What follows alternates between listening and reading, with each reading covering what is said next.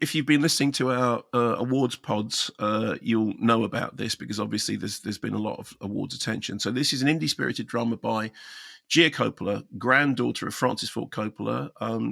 Francis Ford Coppola's Jack has a dedication to her for Gia when you see a shooting star. So part of the Coppola dynasty. So previously, Gia Coppola was director of Palo Alto, which I didn't like. I thought it was kind of,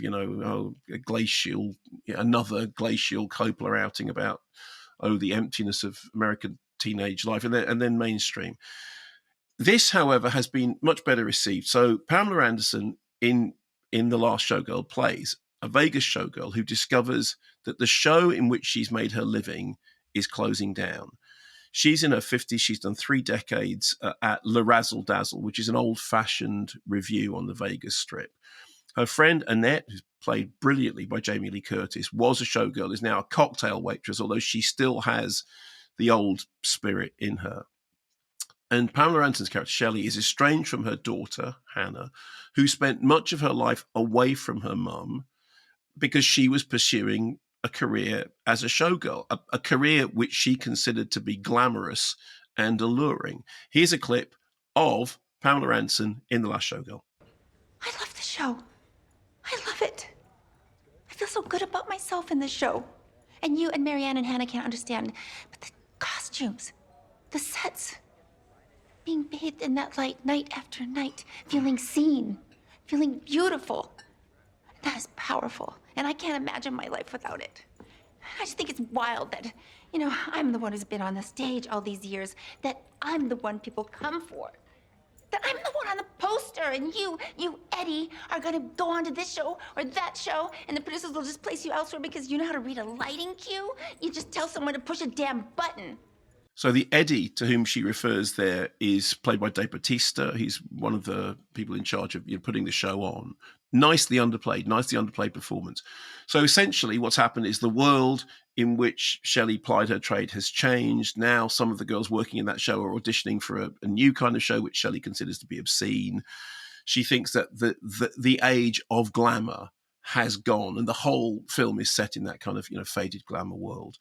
So 2 Golden Globe nominations, Best Actress, Best Song, SAG nomination for Anderson and for Jamie Lee Curtis, and a BAFTA nod for Pamela Anderson. So it's something of a sort of late career validation for Pamela Anderson, who of course was famous for Baywatch and then famous for that tape, and then recently the story of her marriage was told in a series was it on Disney Plus? The Pamela and Tommy Lee, which I haven't seen. Anyway, so this is written by Kate Gersten, who is adapting a play that she wrote called Body of Work, which was itself inspired by the visits that she made to the Jubilee show, which was closing in 2016. So it's got sort of documentary research behind it. I thought the film had some of the faded glamour appeal of. Do you remember a while ago I reviewed a film which Udo Kier, the film was called Swan Song, and Udo Kier was this makeup artist who is sort of called out of retirement to dress the body of a once starry colleague from whom he was estranged, and it's about him going back to his old haunts and how everything has changed and how the glamour that he used to know and that he used to swim in has now passed on. And this had a lot of that. There's a very poignant sense of past glories. In a way, it's kind of like the aftermath of Paul Verhoeven's Showgirls. I mean, Paul Verhoeven's Showgirls is all garish and glitzy, and it's too bright, and it's violent and kind of revolting.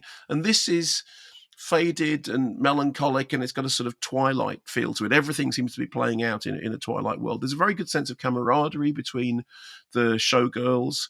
As I said, a nicely understated performance by Dave Bautista, who's probably now best known for the sort of superhero roles.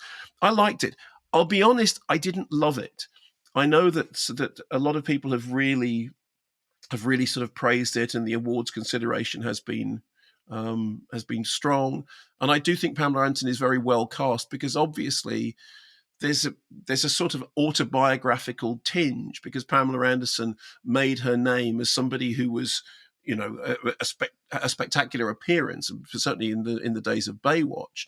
And now this is about the work involved in that stuff, and the way that the glamour thing changes. The thing that you think at one point is glittery and fabulous changes. I mean, I think that Vegas is and has always been a poisonous stain on the world. So I don't share any of the nostalgia for it at all. But I thought that the film did manage to make me feel slightly more fondly about it. So I think it's okay. I don't think it's great. I think it's nostalgically charming and has good performances. Jamie Lee Curtis in particularly is very, very good.